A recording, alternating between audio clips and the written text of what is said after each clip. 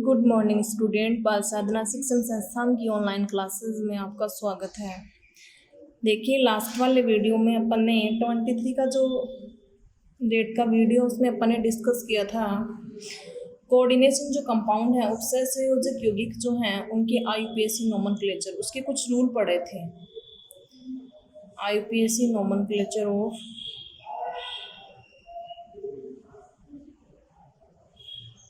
Coordination compound, उपसर्ग संयोजक यौगिकों का आईयूपीएसी नामकरण।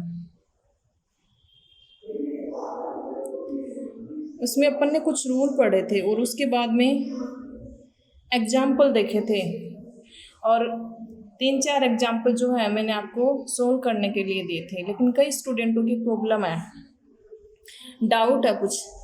तो पहले तो वो एग्जाम्पल है उनके आंसर बता देती हूँ, फिर मैं आपको रूल्स दोबारा बताती हूँ। आप ध्यान से देखिए और जितने ज़्यादा आप क्वेश्चन सॉल्व करोगे उतना ज़्यादा आपके दिमाग में क्लियरिटी आएगी और उतना ज़्यादा याद होगा। तो एक बार आप ध्यान से वीडियो को देख लीजिए, उसके बाद बुक में पीछे या बीच में जो भी क्वेश्चन दे रखे हैं उनको खुद सॉल्व कीजिए। फिर आपको प्रॉब्लम जहाँ भी आ रही है, जहाँ भी प्रॉब्लम आई है, जिस भी एग्जाम्पल में आपको कमेंट बॉक्स में आपको लिख करके बताना है कि इस एग्जाम्पल में मेरी ये प्रॉब्लम आई है, इसका आंसर ऐसे कैसे आया है, तो उसका मैं डिस्कस नेक्स्ट वाले वीडियो में कर दूँगी। तो देखिए, अपन ने पढ़ा था IUPAC nomenclature of coordination compound, इसके कुछ रूल पढ़े थे। फिर मैंने आपको एग्जाम्पल दिए थे 3-4। एक एग्जाम्पल मैंने आपको ये दिया था, दूसरा एग्जाम्पल मैंने आपको ये दिया था, तीसरा एग्जाम्पल मैंने आपको ये दिया था और चौथा एग्जाम्पल मैंने आपको ये दिया था। पहले तो देखते हैं इनके नाम और फिर अपन दोबारा देखेंगे, क्योंकि इम्पोर्टेंट टॉपिक है। 2 नंबर के 2.5 नंबर का क्वेश्चन जो है यहाँ से पूछा जाता है। तो देखिए, पहले वाले का नाम क्या होगा। तो पहला रूल आपको क्या बताया था कि उपसर्ग संयोजक यौगिकों का नाम लिखते समय ये उसमें यानी आयनिक मंडल भी है और समन्वय मंडल दोनों है, और यदि आयनिक मंडल पहले है तो वो क्या होता है, धनात्मक होता है, और समन्वय मंडल क्या होता है, ऋणात्मक होता है। दूसरी कंडीशन क्या हो सकती है कि समन्वय मंडल धनात्मक हो सकता है, आयनिक मंडल ऋणात्मक हो सकता है। अब हो सकता है किसी में आयनिक मंडल दिया हुआ हो या ना हो, बाहर जो दिया हुआ है आयन, जिसको प्रति आयन भी बोलते हैं, आयनिक मंडल भी बोलते हैं, जो कि आयनीकृत होता है, ये जो वर्गाकार कोष्ठक के अंदर होता है, इसको क्या बोला जाता है, समन्वय मंडल बोला जाता है। तो हो सकता है, देखिए नीचे वालों के नाम तो केवल समन्वय मंडल ही है, तो केवल समन्वय मंडल का नाम लिखना है। लेकिन यदि आयनिक मंडल साथ में दिया हुआ है तो उस स्थिति में चाहे वो समन्वय मंडल है चाहे वो आयनिक मंडल है, जो धनात्मक होगा उसका नाम पहले लिखा जाएगा और जो ऋणात्मक है उसका नाम बाद में लिखा जाएगा। यानी हो सकता है आयनिक मंडल इधर कोई ऋणात्मक स्पीशीज जुड़ी हुई हो या इधर कोई धनात्मक जुड़ा हुआ हो, इधर यदि वो जुड़ा हुआ तो वो धनात्मक होगा, इधर यदि वो जुड़ा हुआ तो ऋणात्मक होगा। अब देखिए पहले वाले का नाम क्या होगा। तो पहले वाले में देखिए सोडियम, यानी इसका नाम, इसकी नंबर जो है वो अपन डिस्कस नहीं करेंगे। नंबर यहाँ तो एक ही है, यदि एक से ज़्यादा होते तो भी अपन कुछ नहीं, उसका नाम नहीं लिखेंगे, तो क्या हो जाएगा, सोडियम। इंग्लिश में लिखो चाहे हिंदी में। और आयनिक मंडल और जो समन्वय मंडल है उसके नाम के बीच में हमेशा थोड़ा सा गैप देंगे, यानी ये आयनिक मंडल का नाम हो गया और आयनिक मंडल से पहले उसका नंबर नहीं लिखेंगे। फिर एक ही लाइन के नीचे, अब हिंदी में लिखते हो तो एक ही लाइन के नीचे लिखना है और इंग्लिश में लिखते हो तो भी गैप नहीं देना, एक साथ में पूरा नाम लिखना है।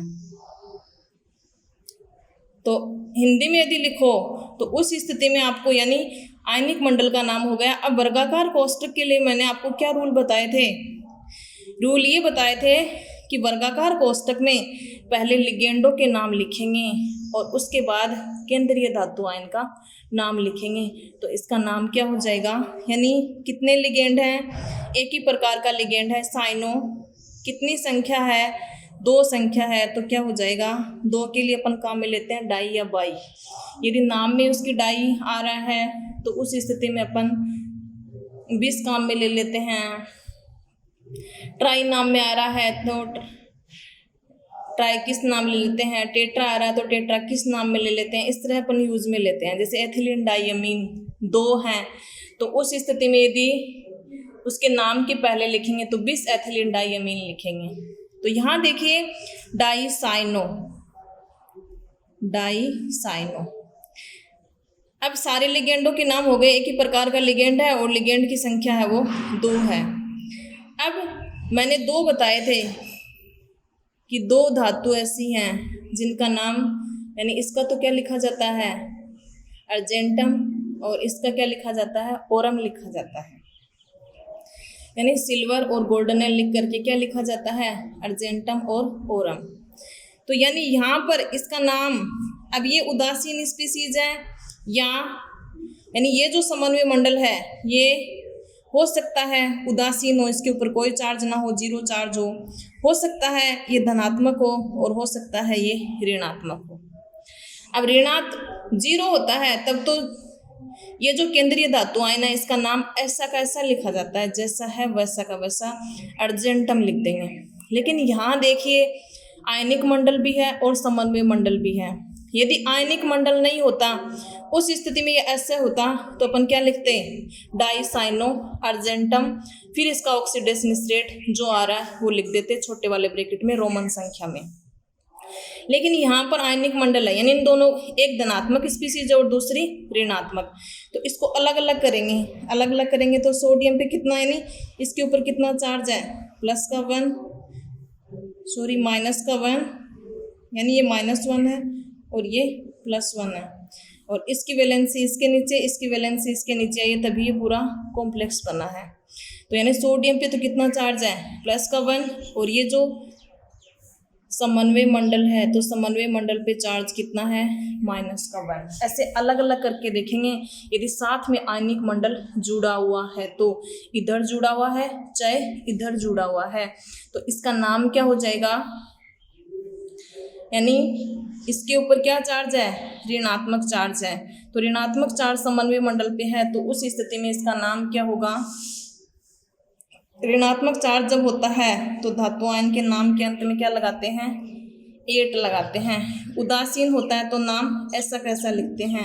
यदि धनात्मक होता है तो उसके नाम के साथ में बाद में आगे क्या जोड़ देते हैं, ऑक्सीकरण अंक लिखने के बाद आयन जोड़ देते हैं। अब आयन आजकल के सिलेबस में, पहले तो जोड़ा जाता था, अब कई बुकों में तो दे रखा है, कईयों में नहीं दे रखा है। आयन लिखते हो तो ठीक है, लेकिन लिख दो ज़्यादा बेस्ट है। आयन लिख देना धनात्मक हो तो, यानी यहाँ पर धनात्मक होता तो अर्जेंटम, बाद में इसका ऑक्सीकरण स्टेट, फिर आयन लिख देते। अब क्या लगाएंगे, ऋणात्मक है तो 8 लगाएंगे तो क्या हो जाएगा अर्जेंटेट। केंद्रीय धातु आयन का नाम हो गया। ये भी साथ में लिखेंगे, गैप नहीं देंगे, पूरे समन्वय मंडल का एक साथ में नाम लिखना है। यदि नहीं लिखोगे गलत हो जाएगा, नंबर कट जाएंगे। अब लिखेंगे इसका ऑक्सीकरण अंक, तो ऑक्सीकरण अंक मैंने निकालना बताया आपको। केंद्रीय धातु आयन का ऑक्सीकरण अंक कैसे निकालते हैं, जिसका निकालना उसका अक्स मान लेना। सोडियम पे +1 चार्ज होता है। ये लिगेंड मैंने पहले बताए थे आपको, एक दंतुक लिगेंड, द्विदंतुक लिगेंड, त्रिदंतुक लिगेंड, उनके ऊपर उनका नाम क्या होता है, उनके ऊपर चार्ज कितना होता है। तो ये जो है साइनो -1 होता है, कितने हैं 2 हैं। अब इस कोऑर्डिनेशन एंटिटी पे चार्ज कितना है 0 है। यानी ऑक्सीकरण अंक जब निकालते हैं तो ये वाला चार्ज जो अलग अलग नहीं करेंगे, इसको यहाँ जो लिखा हुआ है वो का वो लिखेंगे यहाँ पर। लेकिन संकुल के ऊपर जब चार्ज देखना हो तो आयनिक मंडल को और समन्वय मंडल को अलग अलग करेंगे, फिर देखेंगे समन्वय मंडल पे चार्ज कितना आ रहा है, फिर उसके अकॉर्डिंग धातु के नाम के अंत में लगाएंगे। 8 लगाना है, या उदासीन है तो कुछ नहीं लगाना है, धनायन है तो आयन लगाना है। तो यानी यहाँ ऑक्सीकरण अंक कितना निकल के आएगा -2 +1, -1 पक्षांतरण करेंगे कितना आ जाएगा +1, तो सोडियम डाइसाइनो अर्जेंटेट फर्स्ट हो जाएगा। तो ये हो जाएगा इसका IUPAC नाम। अगला देखिए, इसका नाम क्या होगा।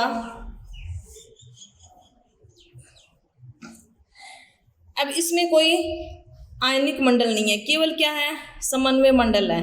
तो धनायन और ऋणायन का तो कोई वो नहीं है, केवल ऋणायनिक समन्वय मंडल है। तो इसी का नाम लिखेंगे। आण्विक मंडल कोई है नहीं, एक ही लाइन के नीचे लिखेंगे पूरे का नाम। यदि इंग्लिश में लिखना है तो एक साथ में जोड़ के लिखेंगे, हिंदी में यदि लिख रहे हो तो एक ही लाइन के नीचे पूरा नाम लिखेंगे। पहले लिखेंगे लिगेंडों के नाम, और लिगेंडों के नाम जब लिखेंगे तो एक जैसे लिगेंड और उनकी संख्या यदि दे रखी है तो एक साथ में उनके नाम लिखेंगे, और यदि एक से ज़्यादा लिगेंड दे रखे हैं तो उनके नाम अल्फ़ाबेट के अकॉर्डिंग लिखे जाएंगे। तो केवल एक लिगेंड दे रखा है साइनो, साइनो की संख्या कितनी है 4, तो नाम क्या हो जाएगा टेट्रासाइनो। अब धातु कौन सी है निकल, लेकिन इस समन्वय मंडल के ऊपर चार्ज क्या है नेगेटिव यानी ऋणात्मक है, तो निकल के नाम के अंत में क्या लगेगा 8 लगेगा, तो निकलेट, निकलेट। फिर इसका ऑक्सीडेशन स्टेट, ऑक्सीडेशन स्टेट यानी इसका अक्स मान लेंगे, ये -1 × 4 = -2, पक्षांतरण करेंगे कितना आ जाएगा +2, तो इसका ऑक्सीकरणांक छोटे वाले ब्रैकेट में रोमन संख्या में लिख देंगे, तो ये हो जाएगा इसका IUPAC नामकरण। अगले वाले का देखिए, इसमें भी केवल क्या है समन्वय मंडल है, आयनिक मंडल नहीं है, तो चार्ज जितना होगा उसी के अकॉर्डिंग क्या आएगा इसके अंदर ये धातु आयन का नाम आएगा। तो देखिए इसके ऊपर पहले अपन क्या लिखेंगे लिगेंडों के नाम लिखेंगे, और लिगेंडों के नाम एक ही लिगेंड है, अल्फाबेट कुछ देखना नहीं है, संख्या कितनी है 6 है, तो क्या हो जाएगा हेक्सा, CO का क्या होता है carbonyl, hexa carbonyl. Cobalt, cobalt ये भी इसके साथ में लिख देंगे कोबाल्ट। इसका ऑक्सीडेशन स्टेट क्या होगा, तो इसका ऑक्सीडेशन स्टेट जो है यानी इसके ऊपर चार्ज क्या है न्यूट्रल लिगेंड है, उदासीन लिगेंड है, इसके ऊपर चार्ज है वो 0 है, यहाँ भी 0 है, इसका ऑक्सीकरण अंक कितना आएगा 0 आएगा। तो कई स्टूडेंटों में कमेंट बॉक्स में जब आंसर लिखा था तो बस केवल इतना ही लिख दिया। एक स्टूडेंट ने यहाँ हेक्सागोनल लिखा था, हेक्सागोनल नहीं लिखना है, केवल हेक्सा लिखना है। तो हेक्सा ये हमें थर्ड वाला समझाना, हेक्सा 6 है, लिगेंड का नाम कार्बोनिल, हेक्सा कार्बोनिल। केंद्रीय धातु आयन का नाम कोबाल्ट, क्योंकि उदासीन लिगेंड है इसके ऊपर चार्ज जो है वो 0 है, उदासीन है। कोबाल्टेट भी नहीं करेंगे, कोबाल्ट आयन भी नहीं करेंगे, क्या लिखेंगे केवल कोबाल्ट लिखेंगे, क्योंकि ये उदासीन है समन्वय मंडल जो दे रखा है कोबाल्ट। इसका ऑक्सीकरण अंक जो है चाहे आए 0 ही जरूर मेंशन करना, लिखना छोटे वाले ब्रैकेट में 0 लिख देना। तो हेक्सा कार्बोनिल कोबाल्ट 0, ये हो जाएगा इसका IUPAC नाम।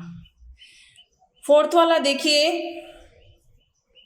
फोर्थ वाले में ये भी क्या है एक उदासीन है, उदासीन संकुल है, इसके ऊपर भी कोई चार्ज नहीं है। यदि यहाँ पर कोई आयनिक मंडल दिया हुआ होता तो अपन इसके ऊपर चार्ज देख लेते कितना चार्ज आएगा। अब देखिए पहले लिगेंड का नाम लिखेंगे, फिर केंद्रीय धातु आयन का नाम लिखेंगे। तो लिगेंड केवल एक ही प्रकार के हैं C5H5 साइक्लोपेंटाडाइनाइल, संख्या कितनी है 2 है, तो इसका नाम क्या हो जाएगा, पहले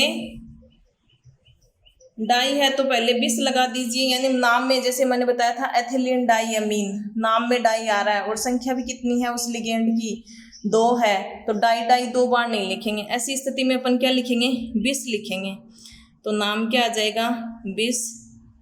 अब लिगेंड का नाम लिख देंगे साइक्लोपेंटाडाइइनाइल, साइक्लोपेंटाडाइइनाइल एनाइन होता है इसका नाम, एनाइन लिखते हो तो ठीक है, नहीं कोई बात नहीं। इसके ऊपर चार्ज जो होता है C5H5 पे -1 होता है।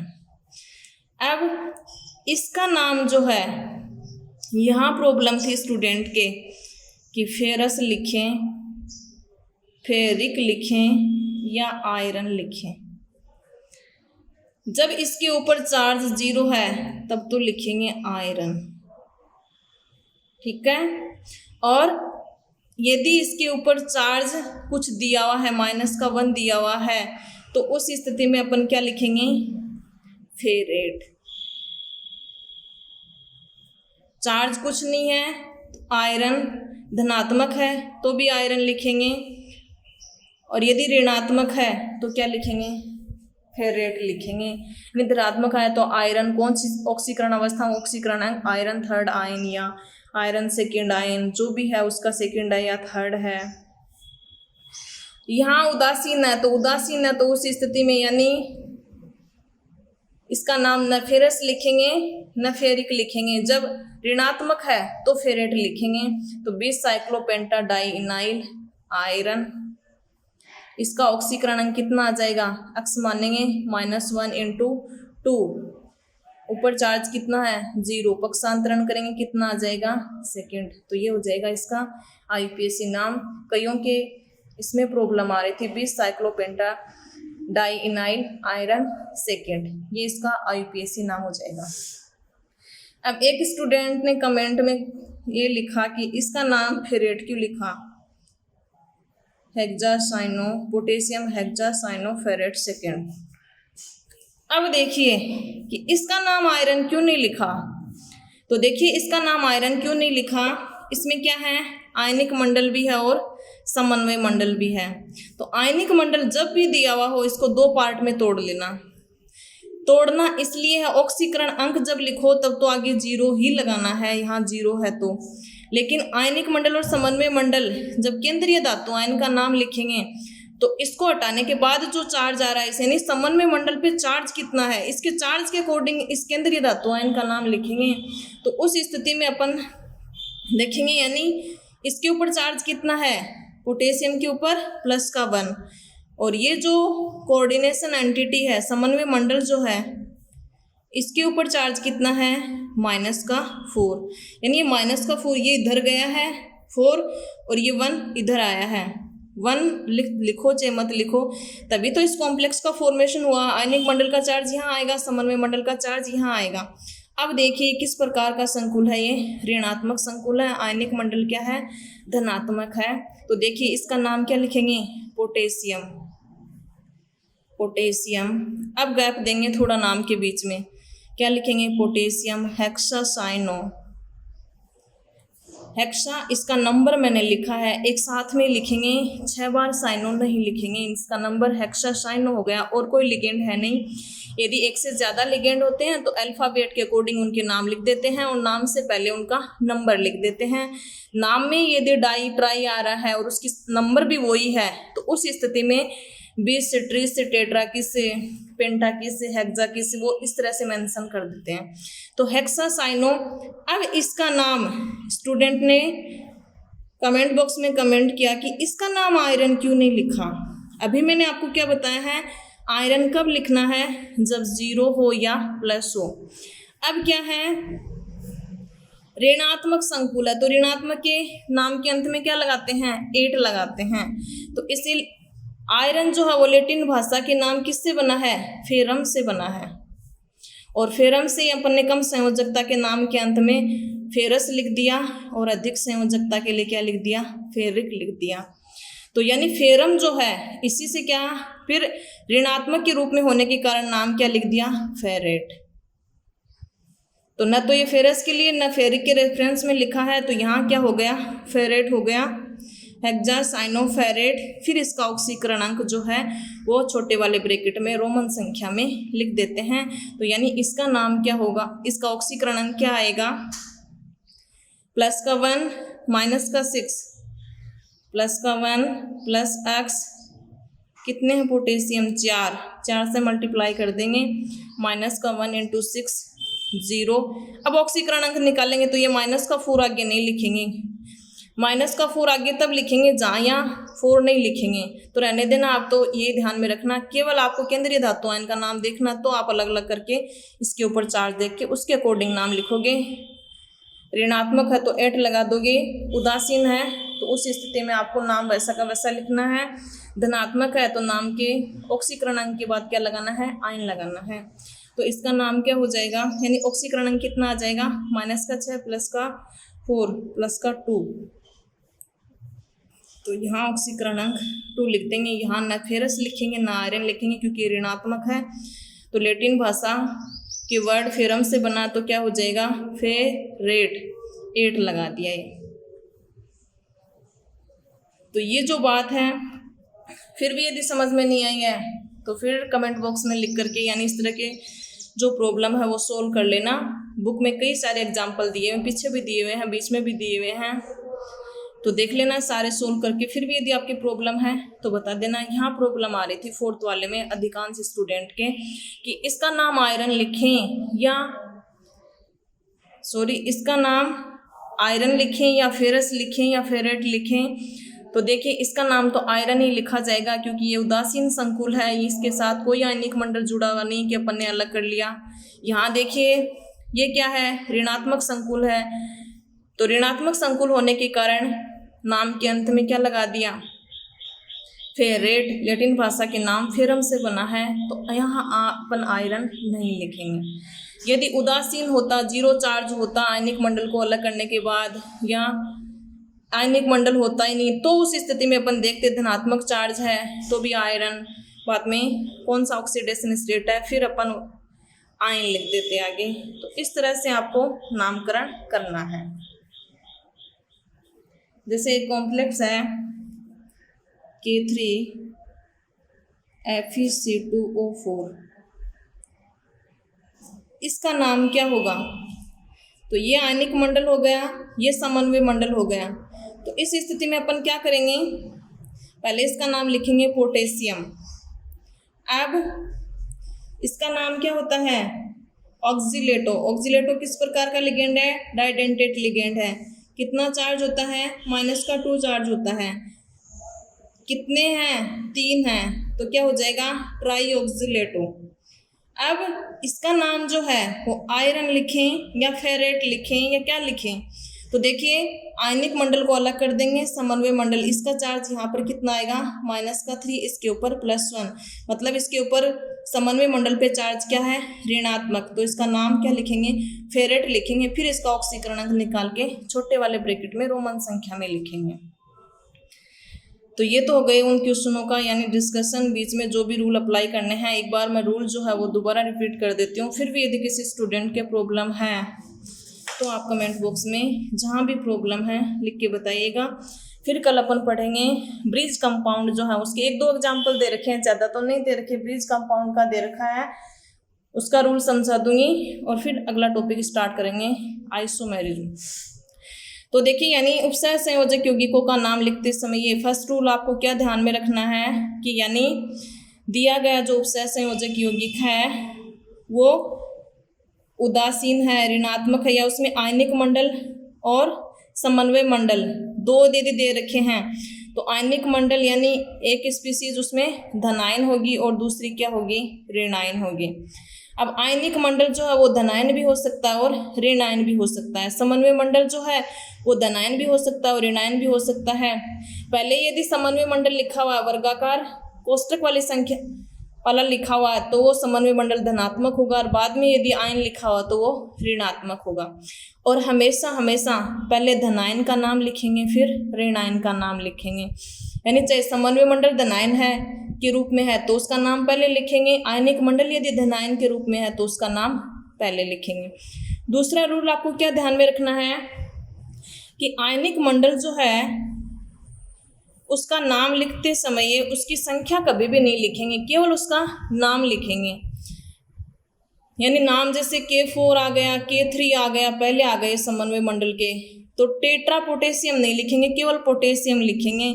चाहे वो सोडियम है चाहे कुछ भी है, उसका नंबर कभी भी मेंशन नहीं करेंगे।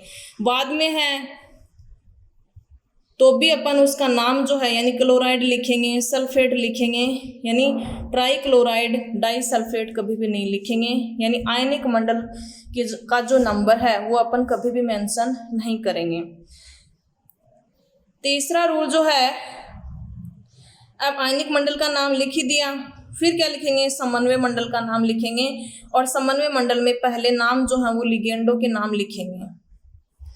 अब लिगेंड एक ही प्रकार के हैं या एक जैसे हैं, अलग अलग लिखे हुए हैं। एक जैसे लिगेंडों का नाम एक साथ में लिखेंगे और उसका नंबर पहले लिख देंगे, जितना उसका नंबर है, हेक्सा है, पेंटा है, उनका नाम साथ में लिख देंगे, फिर उस लिगेंड का नाम लिख देंगे। लिगेंड के नाम मैंने आपको टेबल दी थी, उसमें लिखे हुए हैं कि इस लिगेंड का नाम ये होता है। यानी ज़्यादातर रेनाइन लिगेंड का नाम जो होता है उसके नाम के अंत में ओ आता है, जैसे साइनो है, क्लोरो है, फ्लोरो है, ब्रोमो है। उदासीन जो होता है उसका नाम वैसा का वैसा होता है, जैसे H2O तो एक्वा होता है, NH3 जो होता है वो अमीन होता है, CO जो होता है वो कार्बोनाइल होता है। यानी उदासीन लिगेंड के नाम में कुछ नहीं लगता, ऋणात्मक में ओ लगता है। यदि धनात्मक है तो उसके नाम के अंत में हमेशा EM लगता है, यदि वो लिगेंड धनात्मक है। जैसे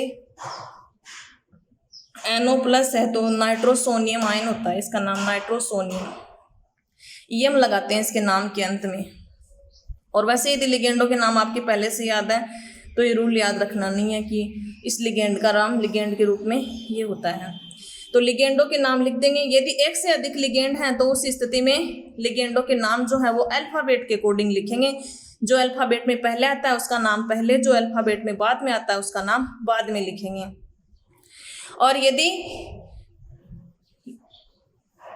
लिगेंड का नंबर यानी 1 है तब तो मोनो नहीं लिखेंगे। यदि 1 से ज़्यादा है, 2 है, 3 है तो उस स्थिति में उनके नाम के पहले उनका नंबर भी लिखेंगे। यानी ये इसका नंबर है और ये इस लिगेंड का नाम है। अब कई लिगेंडों के नाम में जैसे डाई आ गया और उसका नंबर भी डाई है तो उस स्थिति में उसके नाम के पहले क्या लिखेंगे? 20 लिखेंगे। जैसे एथिलीन डाइअमीन, इसकी संख्या 2 है तो नाम लिखेंगे तो उस स्थिति में पहले 20 लगाएंगे, फिर छोटे वाला ब्रैकेट लगाएंगे, फिर उस लिगेंड का नाम लिखेंगे 20 एथिलीन डाइअमीन। तो इस तरह से अपन नाम लिखेंगे। जैसे साइक्लोपेंटाडाइइनाइल, इसका नंबर 2 दिया हुआ था तो अपन ने क्या लिखा? पहले 20 लिखा, फिर छोटे वाले ब्रैकेट में इस लिगेंड का नाम लिखेंगे। अगले वाले रूल में क्या करेंगे? यानी लिगेंडों के नाम अल्फाबेट के अकॉर्डिंग लिख दिए, उनका नंबर लिख दिया। नाम में डाई आ रहा है तो पहले 20 लगा दिया, ट्रिस लगा दिया, टेट्राकिस लगा दिया। इस तरह से ये नंबर लिख देते हैं। लिगेंडों का नामकरण हो गया। उसके पश्चात क्या बच गया? केंद्रीय धातु आयन का नाम बच गया। अब केंद्रीय धातु आयन का नाम कैसे करें? केंद्रीय धातु आयन का नाम जब आयनिक मंडल और समन्वय मंडल दोनों साथ में दिए हुए हैं तो आयनिक मंडल का चार्ज देख लेंगे और समन्वय मंडल का चार्ज देख लेंगे कि कितना इसके ऊपर चार्ज है। इसका इसके नीचे लिखा हुआ होगा चार्ज, समन्वय मंडल का चार्ज यहाँ आयनिक मंडल के नीचे और आयनिक मंडल का समन्वय मंडल के नीचे। तो अलग अलग कर लेंगे उसको। अलग अलग करने के पश्चात अपन को पता चल जाएगा समन्वय मंडल पे चार्ज कितना है। और यदि ऋणात्मक चार्ज है समन्वय मंडल पे तो केंद्रीय धातु आयन के नाम के अंत में 8 लगा देंगे। यदि सिल्वर है तो नाम अर्जेंटेट होगा, ओरम है तो ओरेट होगा, फेरस है यानी आयरन है तो क्या होगा? फेरस या फेरिक के रूप में, आयरन है तो क्या होगा? फेरेट होगा। ये अपन नाम लिखेंगे। और यदि ये न्यूट्रल है, इसके ऊपर कोई चार्ज नहीं है तो उस स्थिति में यानी कोई ज़रूरी थोड़ी आयनिक मंडल इसके साथ जुड़ा हुआ हो, ये उदासीन कॉम्प्लेक्स भी हो सकता है। तो उस स्थिति में इसके नाम के यानी अंत में कुछ नहीं लगाएंगे। जैसा इसका नाम है अर्जेंटम, ओरम या आयरन जो भी है वैसा का वैसा लिखेंगे। और यदि धनायन है, संकुल के ऊपर चार्ज धनात्मक है तो उस स्थिति में क्या करेंगे? इसके नाम के अंत में क्या लगाएंगे? ऑक्सीकरण अंक लिखने के पश्चात आयन लगा देंगे। तो ये तो हो गया केंद्रीय धातु आयन का नाम। अब केंद्रीय धातु आयन का नाम लिखने के पश्चात अपन क्या करेंगे? छोटे वाला ब्रैकेट लगाएंगे, उसमें रोमन संख्या में ये जो नंबर हैं ये रोमन नंबर होते हैं। रोमन संख्या में ऑक्सीकरण अंक लिखेंगे और फिर यदि आयनिक मंडल दिया हुआ है तो उसका नाम लिख देंगे, नहीं दिया हुआ है तो रहने देंगे। ठीक है, नहीं हो सकता है कई कोऑर्डिनेशन कंपाउंड में यहाँ आयनिक मंडल दिया हुआ हो। तो इस तरह से अपन नामकरण कर देंगे।